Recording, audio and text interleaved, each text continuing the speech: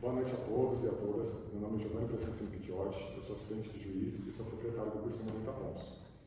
Eu, a Rafaela e o Renan estamos começando essa série de entrevistas no canal Memorando, em qual nós falamos tanto com profissionais da área da saúde mental, bem como com outros que, por sua carreira, conciliam disciplina e bem-estar na prática. Eu apontei para o Dr. Thiago, com quem eu estou aqui hoje, 2 vezes, porque ele representa essa questão por diversas frentes. Ele é psiquiatra, mas além do conhecimento técnico em saúde mental, ele também é formado em Direito pela USP, então ele já estudou muito Direito numa das matérias jurídicas, né? Numa das faculdades mais renomadas que eu, se não a mais renomada. E além disso, ele também coordena uma equipe de 111 psiquiatras, ou seja, ele lidou com essa questão da disciplina por inúmeras frentes. Então, é um prazer recebê-lo. Prazer é meu, obrigado pelo convite. Espero que a gente tenha uma excelente hoje. Com certeza teremos. Bom, a primeira pergunta que eu faria, se o senhor tivesse que se definir para alguém que está estudando muito e está tentando não se perder de si mesmo, como que o senhor se definiria? Eu acho que a ideia do conhece a ti mesmo, que está no templo de Apolo, no Delfos, na Grécia, ela é muito importante. Porque cada ser humano tem uma característica diferente e um limite diferente. E acho que quando você conhece os seus limites, onde você tem um pouco mais de dificuldade do que os outros, mas conhece as suas potencialidades, onde você é um pouco diferente dos outros, você tem mais habilidade que os outros, e fica mais claro e mais fácil de a gente tocar o nosso dia a dia. Vou aumentar um pouquinho a foto, porque senão eu sou um grupo. Perfeito. Como o senhor explicaria de forma simples a diferença entre cansaço e esgotamento? O cansaço é uma derivada de uma atividade extenuante. O cansaço, em geral, melhora com o descanso. Eu posso ficar cansado por ter estudado bastante, por ter feito uma atividade física, por ter brincado muito com meu filho. Mas com o descanso, o cansaço passa. O esgotamento tem uma relação diferente. No esgotamento, eu não tenho uma melhora com o descanso. Em geral, o esgotamento é uma sensação de um mau gerenciamento do estresse crônico e que não melhora com o descanso, que vai produzindo sintomas, sintomas físicos, sintomas emocionais, e aí esse paciente vai ter mais problemas.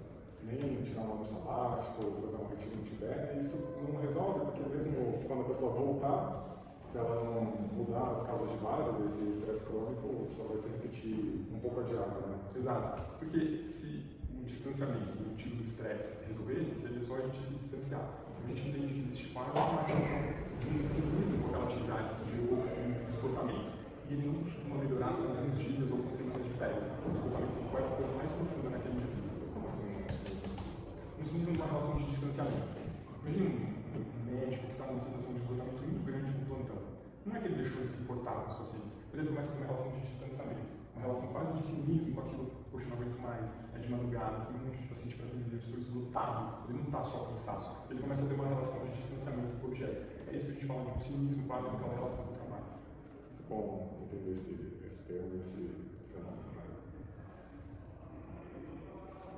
Antes de eu seguir a próxima pergunta, que seria da distinção entre a disciplina saudável e a disciplina de dura é uma compulsão, uma pergunta que emergiu aqui, na sua prática, como que se trabalha um pouco esse aspecto mais profundo, digamos? Porque imagina que um médico, um juiz, uma carreira muito atribulada, ele acaba desenvolvendo esse cinismo, essa separação entre ele e a atividade que ele desempenha. Às vezes parece que isso não se resolveria só no nível hormonal, sabe? Subiu a dopamina dele, e daí parece que tem toda uma dimensão simbólica, por assim dizer, uma dimensão de significações que ele faz. E como que é feito o tratamento quando sai só desse somático, biológico imediato e adentra esse aspecto de significação? Júlio, eu acho que para a gente enxergar direitinho, poder discutir como enxergar direitinho, o óculos tem que estar limpo. Se a gente entende que aquele indivíduo já tem uma relação com o trabalho, com os estudos, com que ele está se distanciando daquilo, tem um afeto negativo com aquilo, começa a ficar sintomático, por vezes eu preciso tratar aquilo, por exemplo, com remédio. Ajudando o paciente com aqueles sintomas, fica mais fácil para ele, o terapeuta, conseguir enxergar e ressignificar aquela relação com o trabalho. Então, por vezes, a medicação é necessária para alívio desses sintomas. E aí você consegue enxergar de novo o prazer e o significado do sentido naquela relação com o trabalho. Então seria um misto, né? A parte medicamentosa, às vezes se necessário para tratar, o que seria um impeditivo, talvez para uma terapia, fazer o efeito do vídeo, né? somos uma fusão do cérebro e da mente. Se a gente entende o cérebro como algo biológico e a mente como algo mais subjetivo, eles conversam e a gente muitas vezes tem que equilibrar esses dois lados. E no que concerne a disciplina, como o senhor diferencia a disciplina saudável do que aquela disciplina compulsiva? Tipo, em cada um tem uma meta em relação à disciplina. Algumas pessoas conseguem estudar de madrugada, de noite, algumas pessoas conseguem estudar no final de semana, algumas pessoas conseguem manter a atividade física, o cuidado da família, o trabalho paralelo nos estudos. Algumas pessoas não. E parece que quando aquele indivíduo está mantendo disciplina e conseguindo ter prazer nas coisas da vida, na relação com o filho, do esporte, aquela disciplina é saudável, embora ele esteja se privando de algumas coisas. Então, em nome de um objetivo maior, o indivíduo se priva de algumas coisas da vida dele para chegar na vitória do concurso dele. Quando esse indivíduo, com essa disciplina, começa a sofrer pelo que ele tem deixado de lado e de ter prazer nas pequenas coisas da vida, a gente entende que tem um problema com essa disciplina, e aí alguns ajustes são necessários. Então, a gente se pauta pela sensação da própria pessoa, né? Se aquilo está sendo algo que a constrói ou algo que a deixa mais fechada, né? Se a despeito da disciplina e do caminho árduo que envolve a disciplina, ela tem tido prazer. Se ela continua tendo prazer com a vida, a gente entende que aquela disciplina não está gerando prejuízo para o indivíduo. Se aquela disciplina, aquele caminho árduo, tem gerado sofrimento, aí a gente entende que essa disciplina precisa ser revista. No tocante ao termo disciplina, é engraçado que ele tem um teor um pouco valorativo, né? Como se fosse um valor. Então, a pessoa é disciplinada, isso é uma qualidade, indisciplinado é um insulto. Mas como que a gente diferencia o que seria a disciplina, no sentido dessa força de vontade integra a pessoa, que às vezes pode estar faltando, às vezes a pessoa simplesmente não esteja como seria devido, ou se é uma questão de uma rotina inviável que ela se propõe? Como que a gente sabe se é esse valor dela de comportamento que está aquém, ou se é realmente inexequível ou é mal planejado que ela vai fazer? Eu acho que a gente tem duas métricas, né? A primeira métrica seria do sofrimento psíquico. Então, se não cabe na rotina daquele indivíduo aquela carga de estudo, algo precisa ser revisto. Então, isso vai envolver, por mais que eu tenha vontade, disciplina, parece que aquela rotina, aquela dinâmica de estudo, do jeito como ele encaixa na vida dele, não está fazendo tanto sentido. E a segunda métrica seria o resultado. Eu acho que quando a gente tem a disciplina, o foco, o planejamento, e consegue o nosso resultado, a coisa avançou bem. Quando eu estou fazendo tudo certinho, o meu planejamento, a minha disciplina, e o resultado não está sendo atingido, parece que tem um problema de resultado. Então parece que isso não se encaixou dentro daquele modelo ali de vida do paciente. Sim. E quando ele não consegue fazer, como que ele sabe ao que ele atribui isso? É uma dificuldade, né? Às vezes, eu sou uma pessoa que é bem ciente dos meus viés cognitivos, né? Então eu sei, por um lado, eu quero acreditar nessa história, porque ela me exime de responsabilidade, etc. Mas ao mesmo tempo, também tem uma força em mim que quer acreditar na história oposta, justamente por uma vontade de se dar uma chibatada, entendeu? E a gente quase impossível fazer um juízo neutro, né? Como que a gente faz essa identificação, então? Se a gente não está conseguindo cumprir porque é inexequível ou porque eu sou fraco, sou disciplinado? Primeiro, eu acho que tem que ter um plano. Primeiro, eu acho que tem que ter uma metodologia. Primeiro, a gente tem que seguir com quem sabe fazer, já fez isso antes, seja um curso preparatório, seja um professor. Tendo esse plano bem definido, se você está seguindo esse plano bem definido, em tese a gente vai chegar no resultado de sucesso. Se a gente não chegou, o plano não estava tão bem desenhado, ou parece que não se encaixou também para aquele indivíduo. Assim, nem todo mundo, pensando por exemplo no esporte, nem todo mundo que faz musculação gosta de fazer o line day, o dia das pernas. Alguns indivíduos gostam de fazer perna no meio do treino de superiores. Qual é o correto? Não tem o correto, tem o quanto a gente se conhece, e a gente volta a essa conversa, conhece a ti mesmo, o quanto a gente se conhece e o quanto a gente entende que aquele treino funciona e encaixa bem na nossa rotina. Então, a gente um dia só de treino de perna não se encaixa na nossa rotina. Então, me parece que o plano tem que estar muito bem desenhado. Não se passa no concurso sem método. O método é fundamental. Mas adequar o método para aquele indivíduo. E aí a gente volta à máxima do conhece a ti mesmo. Esse é um ponto que eu concordo bastante. E é por isso que eu nunca, por exemplo, vendi cronograma pronto. Mesmo na mentoria, o que eu faço é diagnosticar os pontos das pessoas e aí conversar com elas no intuito de um direcionamento. Eu nunca vi ele falar, estuda tantas horas tal coisa. Porque é uma coisa que a gente funciona tão diferente, né?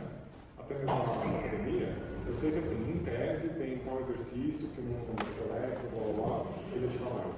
Só que assim, você odeia aquele exercício, você não consegue fazer ele direito, você não confia na sua execução.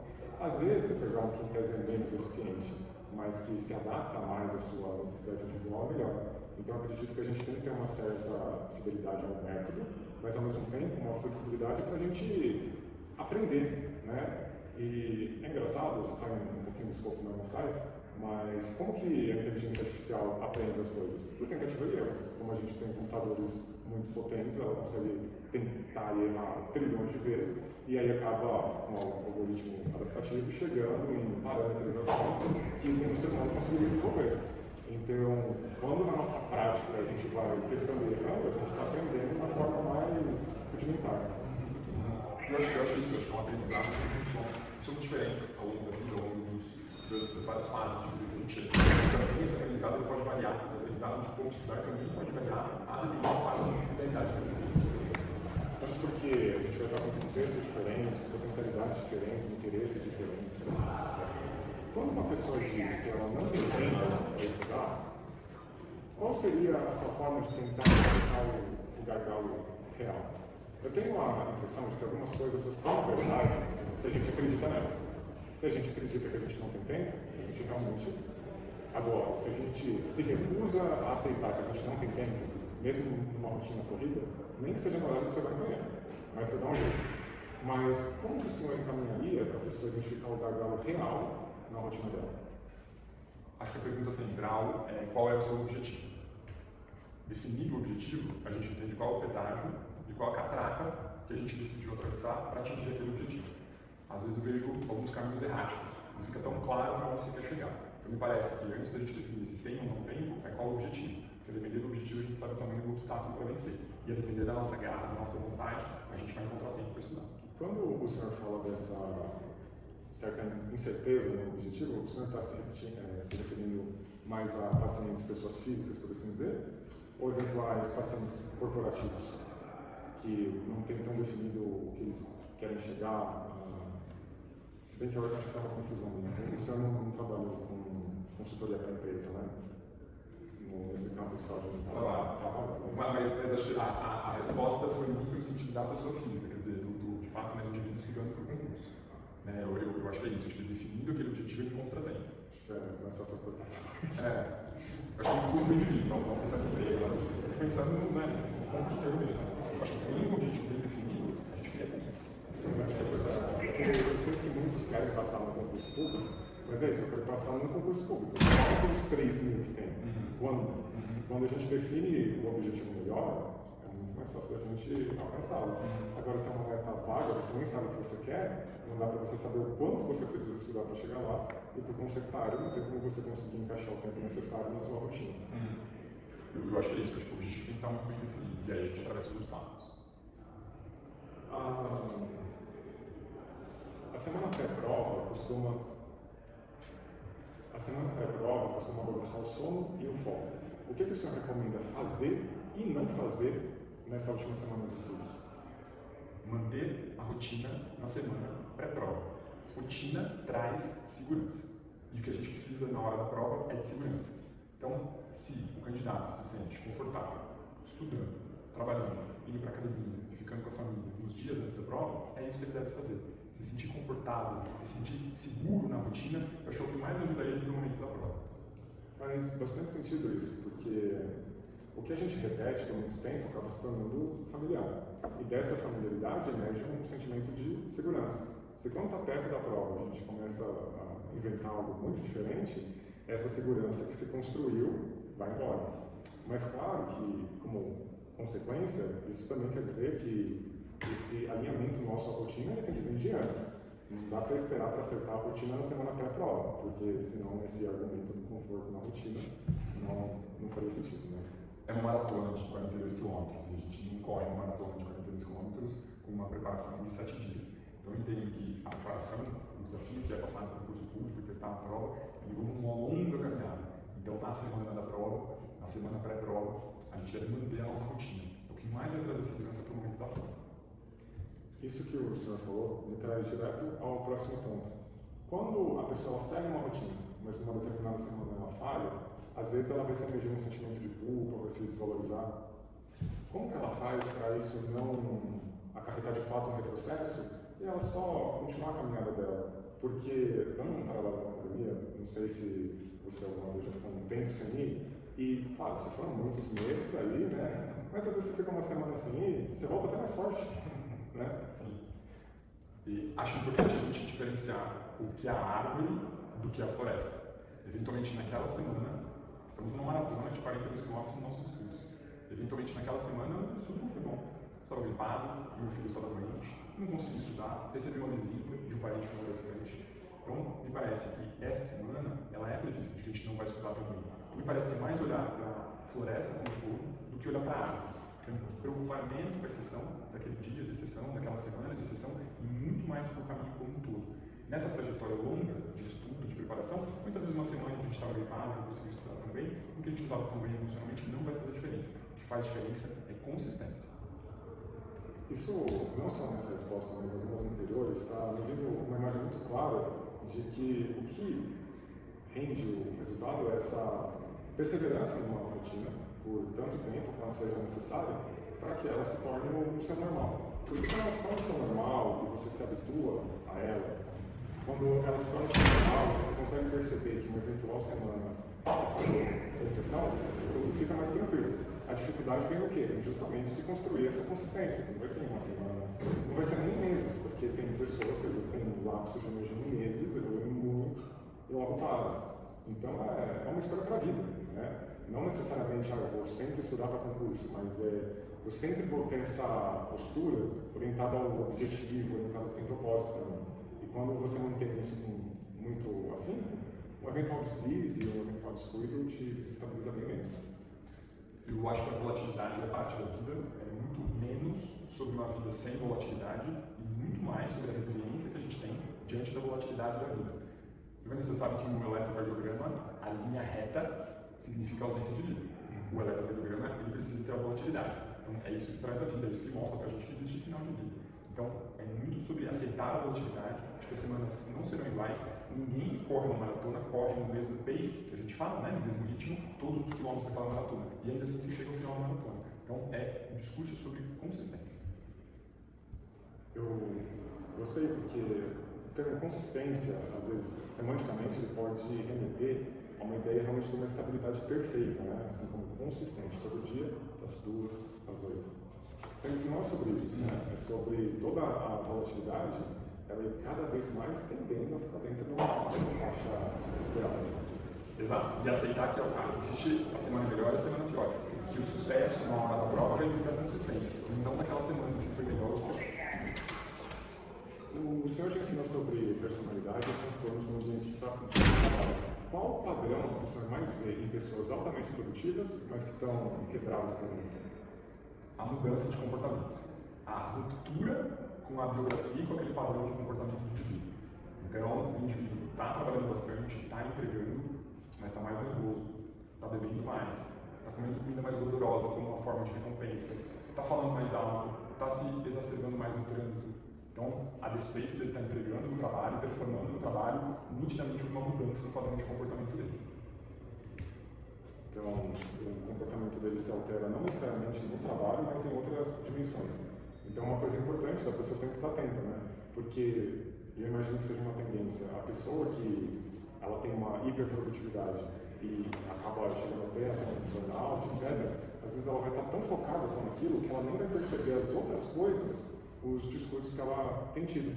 E como que um profissional da saúde mental ele pode, num atendimento em que isso não é trazido como queixa diretamente, perceber que houve algum deslizar assim, da pessoa em outras áreas da vida?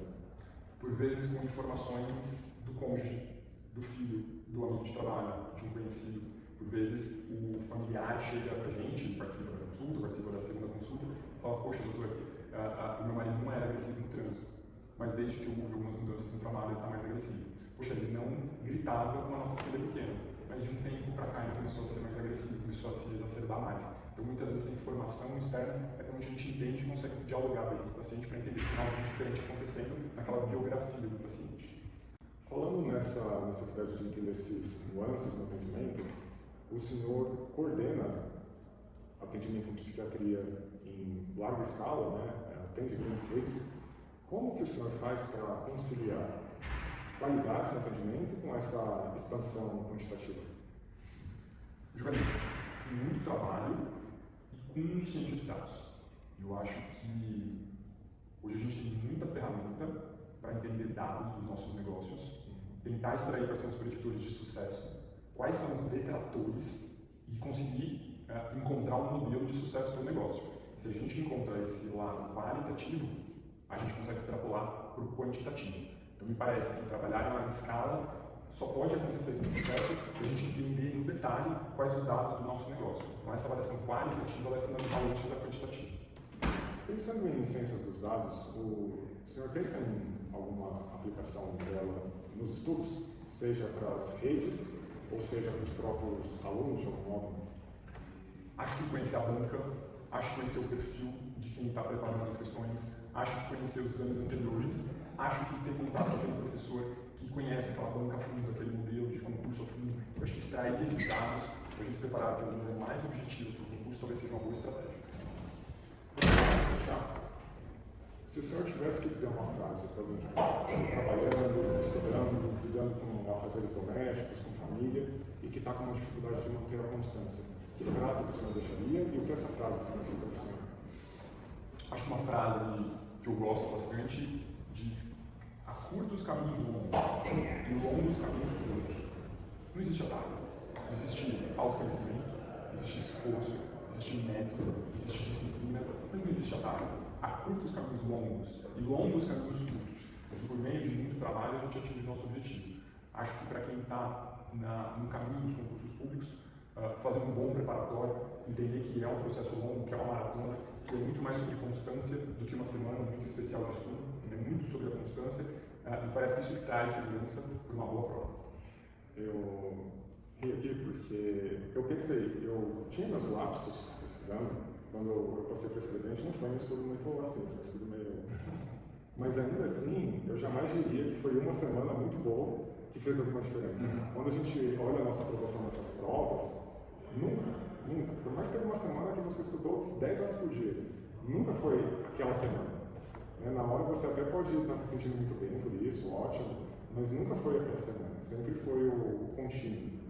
Mas assim, essa frase que o senhor trouxe, o que essa frase significaria para você, pessoalmente? Acurta os caminhos longos e longos caminhos... Acurta os caminhos longos e longos caminhos curtos. Não existe atalho. Acurta os caminhos longos. Eu quero ir pelo atalho, mas no fim eu vou ter que cumprir todo aquele caminho. Então não existe um curto caminho.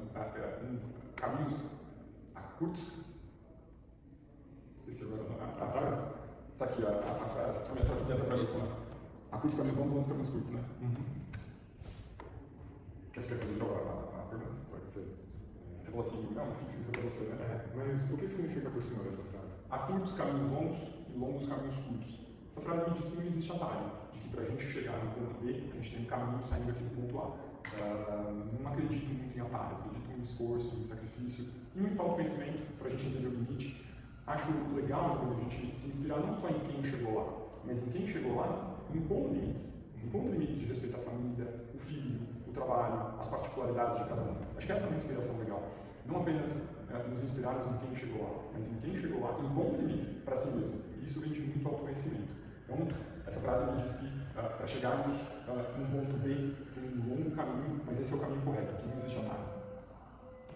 Eu penso aqui duas coisas. A primeira é, não existe atalho, mas ao mesmo tempo, eu penso que existam otimizações, por assim dizer, né? Às vezes, duas pessoas elas seguem caminhos bem distintos para chegar na mesma coisa. Não é um atalho no sentido de ser aquela coisa super simples, super rápida, que qualquer um consegue fazer, porque se fosse, todo mundo faria, todo mundo conseguiria. Mas ao mesmo tempo, você ter essa percepção e essa abertura pode fazer muita diferença. E a outra coisa que eu pensei foi na possibilidade da gente aprender com quem falha. Porque existe aquele viés de sobrevivência, né? Quem sobreviveu fez isso, quem passou fez isso. Mas e quem não passou? Eu imagino que pessoas que estudaram muito para um concurso e acabaram não passando, existem por algum motivo, seja familiar ou de outra sorte, também são uma categoria de informação. Sim, acho que faz parte do nosso processo de crescimento. Acho que existem, se é verdade que não temos atalhos, também é verdade que nós temos caminhos mais eficientes.